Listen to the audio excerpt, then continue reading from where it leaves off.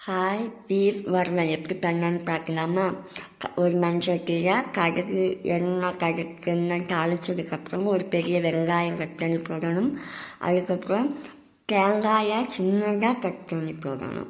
சரி, அதுக்கப்புறம் இது மதங்கினதுக்கு அப்புறமா வச்சு வச்சுருக்க பீஃபை இதில் போட்டு கொஞ்சம் கிண்டு கொஞ்சம் அதோட மிக்ஸ் ஆனதுக்கு அப்புறமா இதுக்கு மசாலா நம்ம ரெடி பண்ணணும்.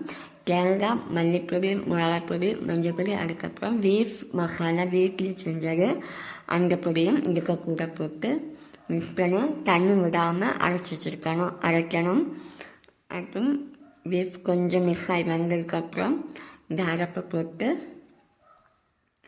கொஞ்சம் அதோட வாசனை போகிற வரைக்கும், பச்சை வாசனை போகிற வரைக்கும் கொஞ்சம் மூடி வச்சு அதுக்கப்புறம் இறக்குனா சூப்பரான பீஃப் வறுவல் ரெடி.